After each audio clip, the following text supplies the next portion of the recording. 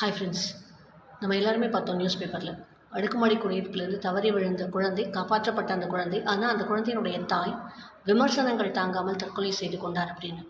என்ன ஒரு வேடிக்கையான ஒரு விஷயம் பாருங்கள் இது. கண்ணுக்கு தெரிந்த நபர்களே இன்றைக்கி நம்மளை சராமாரியாக விமர்சிக்கிறாங்க. அந்த விமர்சனங்களுக்கெல்லாம் நம்ம பதில் சொல்ல ஆரம்பித்தோம் அப்படின்னா, அதெல்லாம் நம்ம பாதிக்க ஆரம்பிச்சது அப்படின்னா நம்முடைய வாழ்க்கையை நம்ம வாழவே முடியாது. ஒரு செயலுக்கு எதிர்வினை இருக்கோ இல்லையோ, நிச்சயமாக விமர்சனங்கள் அப்படிங்கிறது இந்த உலகத்தில் இருந்துட்டு தான் இருக்குது. அப்போ எல்லார் விமர்சனத்துக்கும் நான் பதில் சொல்ல ஆரம்பித்தேன்னா, எல்லார் விமர்சனத்துக்கும் நான் ரெஸ்பாண்ட் பண்ண ஆரம்பித்தேன்னா, என்னுடைய வாழ்க்கையை என்னால் வாழ முடியாது. இன்றைக்கி அந்த விமர்சனங்களுக்கெல்லாம் பயந்து அவங்க செய்து கொண்ட தற்கொலையால் ஒரு குழந்தை தாயை இழந்து தவிக்கிறது. தயவு செய்து ஒரு விஷயத்தை யோசிச்சுக்கோங்க. கண்ணுக்கு தெரியாத நபர்கள் நம்ம வாழ்க்கையில் எந்த ஒரு ரோலுமே ப்ளே பண்ணல. அவங்கள திருப்திப்படுத்த முடியாது. கண்ணுக்கு முன்னாடி இருக்கிற நமக்கு வேண்டியவங்களே நம்மளால் திருப்திப்படுத்த முடியாது போது அவர்களுடைய விமர்சனங்களுக்கெல்லாம் பயந்த தற்கொலை அப்படிங்கிறது நம்ம எவ்வளவு தூரம் வீக்காக இருக்குங்கிறது காமிக்கும்.